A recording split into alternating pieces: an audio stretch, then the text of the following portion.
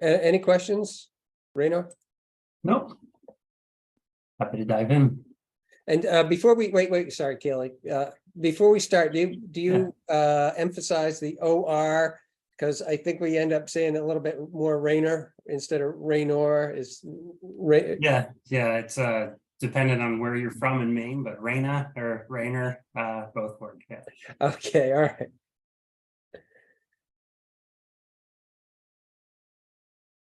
Good morning. I'm Peter Mendel, CEO of Mendel Financial Group and a certified exit planning advisor. I'm meeting today with Raynor Large, a certified business advisor with the Maine Small Business Development Center. Hello, Raynor. How are you today? Good morning, Pete. Doing well. How about yourself? Oh, fine and dandy. Raynor, you and I had the chance to work on a very small personal project of mine, and I just want to say that I was really impressed with the depth and the scope of knowledge that you bring to a conversation, and you really kind of jump in with both feet, and you got helpful ideas and game planning, and I'm so happy you could join us today. Yeah, my pleasure. I was looking forward to this. Thank you. Yeah, it's been on the books for a couple months now, so finally we get a chance to talk in more depth. Raynor, could you please tell us a little bit more about yourself professionally and why you're passionate about working with Maine businesses? Yeah, absolutely. So I was raised in Maine, actually, and like a lot of Mainers, the second I graduated high school, I got out of the state as quickly as I could and ended up in Philadelphia. And there I worked with an IT firm, actually, that was real estate adjacent, right in the housing market crash of 2008, 2009. And what that really gave me was an opportunity to work in a business through a heavy transitionary period. We went from around 70 employees to about 40. And then over the course of 3 or 4 years, grew back to about 80 employees and were more profitable than we'd ever been. I was a small part of that. I was by no means the strategic mind behind that transition. But as someone just out of college, it gave me a great opportunity to do some human resources, communications and development, some mergers and acquisitions, and finance. And it was Cool. Yeah, really just a fun time to kind of you got a smorgasbord there. Yeah, and so right around that time, so I was there about 4 years, and then my wife and I started talking about raising our own family and buying a house. And Philadelphia was a great, post-college experience, but we wanted somewhere a little more rural and community driven. And I realized that as quickly as I left Maine, how wonderful it was to be in Maine as a small family. So I moved back, I don't know, 2015, I want to say. And I got a job working with a small firm that just did troubled asset management and turnaround. So we were essentially fractional CFOs for small businesses that couldn't afford full-time CFOs, but needed that financial insight to navigate a difficult part of their business. Yeah, and this was before SBA work. This was Sorry, leading up to that. Yeah. No, I just want to get the timeline. We worked at that point. I worked very closely with business owners and bankruptcy attorneys or banks' troubled asset department, and getting we call it hard consulting, but turning businesses around and getting them on the right track, purely using the financial statements and financial projection and modeling. And that was primarily commission-based, and we had to bill every 10th of an hour, and it was exhilarating. And I loved that work because of how rewarding it was. And then my wife got pregnant, and we started talking about, family life balance. And I realized I was working, 70 hours a week and nights and weekends. And it was emotionally draining, right? Working with people in the worst time of their lives. And we'd actually consulted with the SBDC, the Small Business Development Center, on the other side of some of those transitions and getting people kind of pointed in the right direction. And so I had built a relationship with several advisors. And I got to talking to one of them, and they said, "Hey, you should come join our team." And that was in 2018, late 2018. And a position opened up, and I realized I could do exactly what I loved, which is helping small businesses and pointing them in the right direction, and making sure that they could sleep at night, understanding the direction their business was going in. and I didn't have to charge for it, right? The benefit of federal By every work. 10 minutes. And so, and I could help them early in the process, right? About half of our businesses are pre-launch, looking at, accessing commercial funding or finding private investors or just developing a business plan. And I could say, hey, don't do this, right? Avoid these mistakes that I've seen in kind of the troubled asset world. Yeah. And still, have that joy and that exhilaration of entrepreneurship, but not actually take it home with me at the end of the day, right? I can kind of get them on their feet and point them in the right direction, and pat them on the back and check in occasionally. So what is it they say? If you find yourself in a hole, stop digging. yeah, exactly. Yeah. So don't even start to dig the hole. Start off with a. Yeah, and so that was 4 years ago now, and I haven't looked back. I've loved it. It's a wonderful team, the Small Business Development Center. It's partially funded through the SBA, and then we have host organizations, but there are about 17 of us throughout the state that help in various capacities. Free service, 100% confidential, and we're here to help. And I think that's the most rewarding part of it for me, is that I can do that, and that there's a program out there to kind of support me, but also allow me to do what I can to help the entrepreneurial community in Maine. Yeah. And you're in Brunswick, and your service area is kind of central coastal Maine. Yeah. So I go up to kind of Augusta, Topsom, Brunswick area, and then CEI Coastal Enterprises, which is my host organization, also has advisors up through kind of Ellsworth, so along the coast, and then into Bangor and down Waterville. So we have a triangle, but the SBDC also has host organizations in Auburn, Lewiston, in northern Maine, and then in Portland. So we do have a footprint across the state. Cool. Yeah. All right, let's get to the meat of it.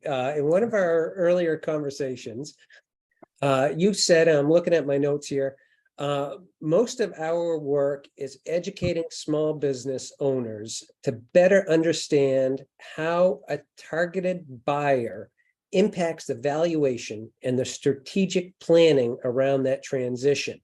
Would you mind elaborating on that for us? Absolutely. Yeah. So you're probably aware, but Maine is the oldest state in the country, right? I think Like 46.5 years old, or yeah. We've got Florida beat out by like half a year, but so we're leading the way, and it's often referred to as the silver tsunami, right? This accelerated retirement of the boomers in that generation, who are the primary small business owners in the state of Maine, who are approaching retirement age and looking to that.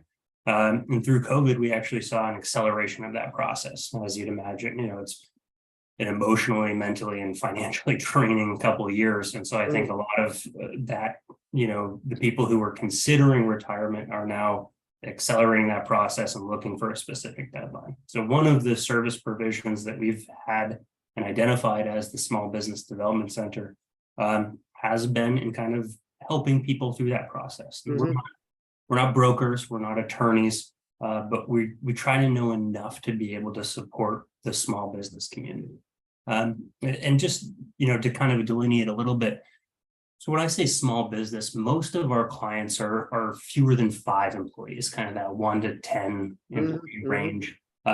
Once you get into kind of the middle market, which in my eyes, $7-10+ million a year in revenue, that's where you start talking about valuation approaches that are internally focused, right? Looking at the cash flow and the ability to get a return on investment. So that's more middle market analysis.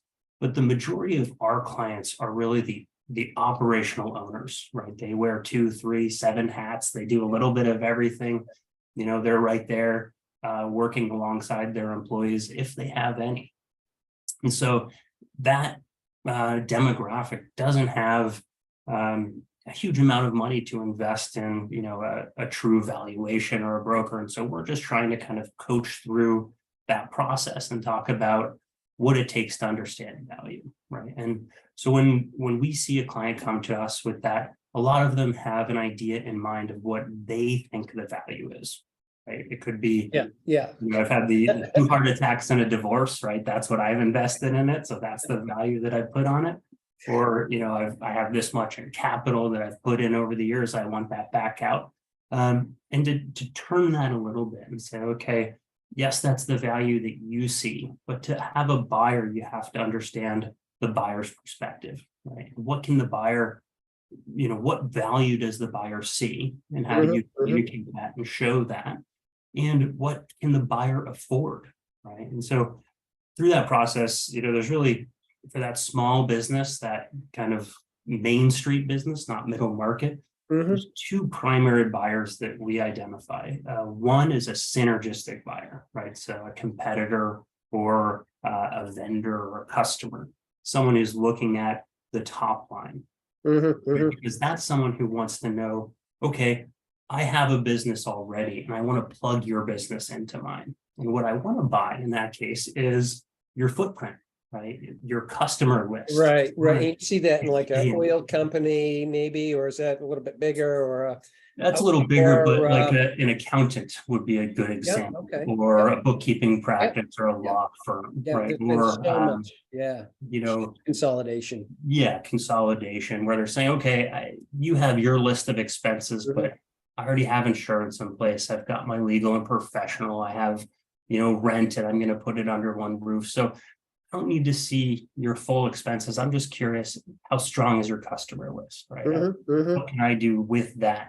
And, what's the average, years that a client stays with you, that kind of thing. So that's a smaller market, right? There's a very specific number of industries that fit into that. And as part of that, when you're talking about competitors, when you're talking about that synergistic buyer, there are fewer of them, right? Usually you can list them on one piece of paper, and the seller knows who that is. So we walk through, okay, this is what the buyer's looking for. This is how they may or may not value based on your customer list and how well you can present that. And how do you navigate that communication with them, right?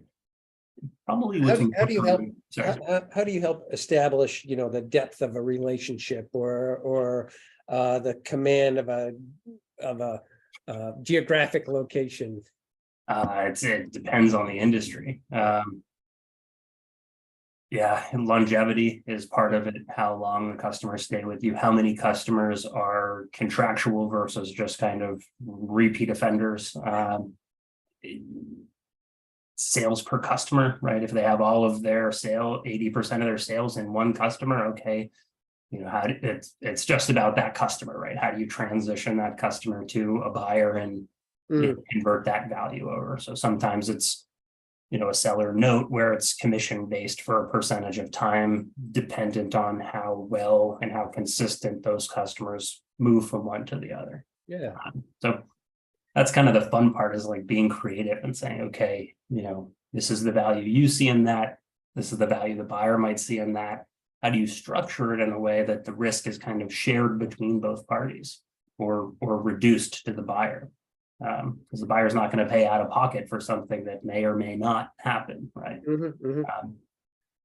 And then, what's more common for us is we actually see an operational owner step in. And so the buyer becomes the person running the business. And if that's the case, then they're looking at the bottom line, right? Because payroll stays the same, rent stays the same, utilities stay the same. There's historic performance that may or may not be adjusted a little bit, but they're focused on, okay, is the business producing enough cash to, one, pay me a livable wage as a buyer, and two, support the debt of the purchase price.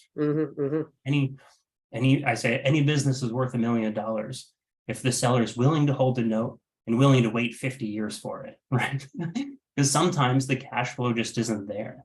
So if the cash flow is not there, then how is the buyer expected to be able to pay for it other than out of pocket, right? And cash buyers, unfortunately, don't exist anymore, in that, yes, there could be a cash buyer, but I guarantee they have a good, financial analyst behind them, or an accountant or a good attorney saying, hey, don't pay $1 million for that business. It's not producing any cash. There's no value created by those assets. And that's the conversation that we have with sellers, is saying, okay, let's identify the list of buyers. And if you don't have a list, let's understand how the buyer can support a reasonable purchase price. Hmm. If it's commercial lending, then this is what a commercial lender would lend against and how a commercial lender would look at value for their debt, right?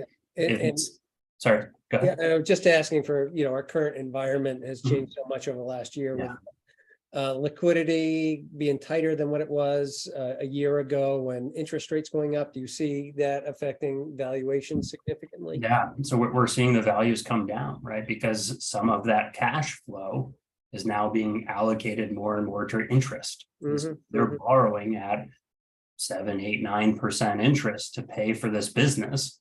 That's a substantial higher cost than borrowing at 3, 4, 5% 2 years ago.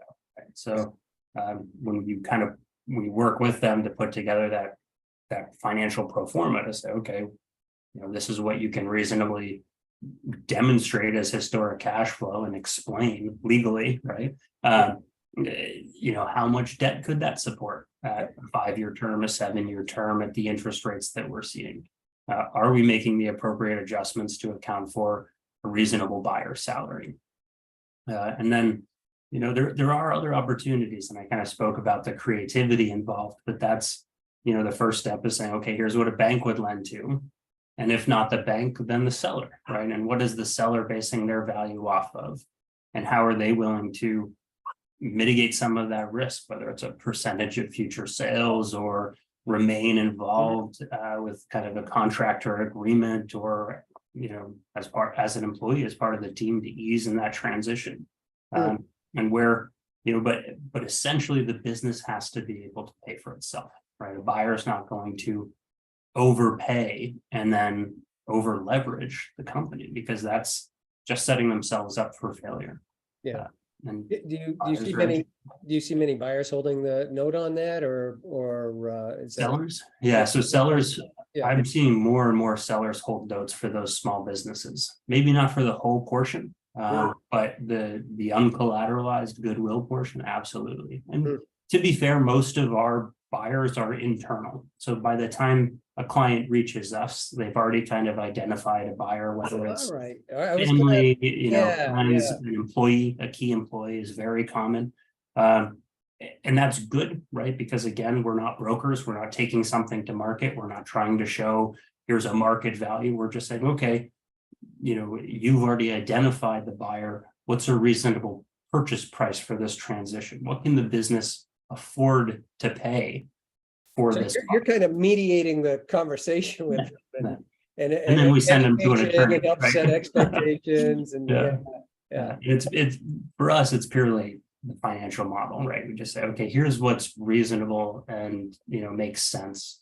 And if it's agreeable to both parties, go work with an accountant to solidify it. Go work with an attorney to get the agreement drawn up. We're neither of those things. We just want to make sure that the seller understands how to put the buyer in a good place, and the buyer understands what it's going to take to run the business going forward. Because the last thing we want to see is the buyer fail, right? Jobs lost, the capital lost, the seller note or commercial note liquidated. That doesn't benefit anybody. So for us, it's about making sure both parties are successful through that transition. Yeah. And you said many times that targeted buyer will be identified by the time they come to you. Is there usually like a catalyst, or at what point do they say, hey, we need some more eyes on this and to help with the conversation? It depends. It depends which party approaches us. If it's family, it's usually the seller. I've found, and this is anecdotal, right? But sure, the seller wants to say like, okay, I want to give this to my son or my daughter. I think I'm owed something for it. I've done a lot of work, but I don't want to, create a burden for them. Yeah. And then when it's an employee, that's usually the buyer comes to us because they're like, I don't know how to run a business. I've never even thought that, that this was an opportunity. I've got no down payment. It's just the word of the seller. Yeah. Is this a good idea? Right. And we said, it could be a great idea. Could be a horrible idea. Let's run the numbers and figure it out. And I would think the seller probably doesn't have the best business plan that's dusted off and updated. So you'll Yeah. work with that buyer too to kind of say, Right. Here's where we are and. Yeah, and that's one of the concepts, right? Is what do we, transferable knowledge is sellable knowledge, right? So many small business owners are the business, right? So the earlier we get that seller, to approach us, the easier it is to kind of structure that and say, okay, let's put some policies and procedures in place. Let's put some systems in place. When was the last time you took a vacation, right? That's a great question, because if a seller says, oh, I can't take a vacation, I've never taken it. Well, how are you supposed to sell this thing? What are they buying, right? They're not buying you. They're trying to buy a business, but there's no business. You're the business. You have everything up here. Okay, let's make that transferable, right? Yeah. And so that's one of the tests we have is, if they're trying to sell in a couple of years, can you take off 2 weeks? Can you take off a month? Can we work toward a point where you can step away from the business and it runs itself and you can check back in and it's okay? Because then it's transferable, right? Yeah. That buyer can step in and run it, and they can figure it out as they go along, but the wheels aren't gonna fall off, 5 days in. So The other piece in that situation is how many times does the business owner, the seller, they're so tied to the business and they haven't been able to take a vacation. It's like, what is life after being part of this business look like, and needing that space to kind of, do I like gardening or, right. Or travel or whatnot. Yeah. And we have other advisors who are very good at that aspect of it. I like the financial side, so I stick with. Oh, man. I want to talk about that. I have an analogy. One advisor says, what is it? Oh, how do you feel about someone dyeing your baby's hair? That's what they ask, right? Because it's like, you have this baby, right, that you created and nurtured and grown, and then you like give it to someone and they change it. And like, are you going to have a visceral reaction to that baby, right? And that's it's something to think about before, the day after the sale, right? To say, okay, you're actually stepping away from this. You're letting that little bird fly, right? Are you okay with that? It's complex. It's like, a big ball of yarn. You got to find the loose ends and start to unravel them and figure out the path. So it sounds like having a couple of years anyway to have the best succession plan. So for a seller, 2 to 3 years, because you want to make sure that your financial performance is sound and consistent, right? Because typically a bank or a buyer will look at 3 years of tax returns. So you want to show, as much profit as you can on those years, even though it means paying more in taxes, right? It's kind of that pay now or pay later, right? If you're showing zero profit on your tax returns, then a buyer is going to look at that and say, well, yeah, you're not profitable. Why am I paying for your systems if they're not generating, cash flow? All right. So let me jump in. So there's a key difference, because you said, okay, let's use accounting as an example. Looking at that bottom line and that 3 years of prep, not saying you don't need 3 years of prep, but that type of work isn't as important if your targeted buyer is someone who's consolidating and is going to be. Yeah, exactly. So that's a great point. Sorry. And I glossed over that. Absolutely. Right. If you're 3 years out from selling and you're like, okay, my targeted buyer is synergistic and it's one of these 3 or 4 companies. If you can identify what those companies are looking for, which market area, and solidify that, you can show a loss for 40 years, frankly, so long as you know what those buyers are looking for and you achieve it. Right? Yeah.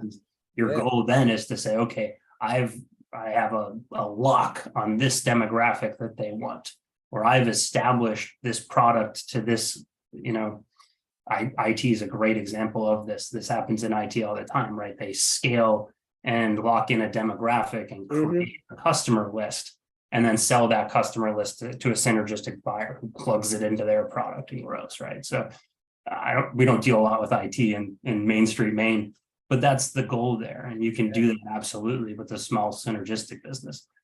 The majority of our clients, though, are looking at that bottom line, in which case It's really about the strength of the business, not the size, right? Okay, how profitable am I? How well am I utilizing these assets to generate excess cash, taxable cash flow, right? Yeah.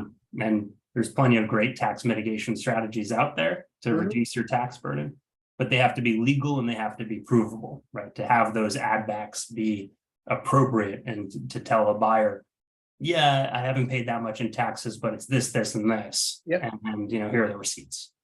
Yep, the company plane or whatever it is. Yeah, exactly. So yeah, 3 years out, have that historic cash flow, identify, the potential buyers, get it out to market, cleaning up accounts receivable, accounts payable, right? You want to be on terms. You don't want a huge amount of AR, 90 days out there, collect that if you can. Work through your inventory, clean that up, right? If you have a ton of inventory that's sitting on the shelves, buyer's probably not going to want to pay for all of that, just what's, new and turning over. So put it into mold inventory. Non-operational assets is very common, right? The tractor that's, used once a month or something. So those things can be kind of cleaned up, create a clean set of books, policies, procedures, systems, organizational charts. Those things are the transferable knowledge. Exactly. Getting it from here to it's a lot easier if it's not all at once, right? If you've got 6 weeks before close and you're like scrambling, that's a huge headache and you're going to forget stuff. And what you don't want is to sell and then get a call a week later and be like, this isn't what you promised me. I need you to come in. I have these questions, right? So put them in a position to succeed, the buyer. So cool. All right. Well, that's a lot to take in for one convo. Why don't we put a stop to it there, and maybe we can continue it again at some other time if you're open. Yeah, that'd be great. We're here for that and happy to help. And thanks for bringing me on, Pete. So if someone's listening to this and is motivated to reach out to you, what's the best way to? Yeah, you can go to mainespdc.org and there's a request advising button right on that page, and they'll put you in touch with the closest advisor to you. We all are cross-trained. We're all familiar with this process as well as others. Like I said earlier, we about 50% of our clients are pre-launch, but the other 50% are anywhere in between, right? So we do human resources, marketing plans, and business transition more and more of here in the state of Maine. So happy to help. And if we don't know how, we'll point you in the right direction. All right, great. And what's the lead time on that? How if someone clicks through, will it so typically see someone, they'll then get face to face with someone within a week, within a month, within so typically we reach out between 2 and 3 business days to be in contact, and then it varies advisor to advisor, but usually 2 to 3 weeks for Zoom or in-person meetings. Cool. All right, Raynor, thanks so much. I appreciate you joining us today and sharing some of your insights. Yeah, my pleasure. Really appreciate it. Thanks, Pete. Do you want me to do I leave? Or No, the conversation? Kaylee's there. She's Okay.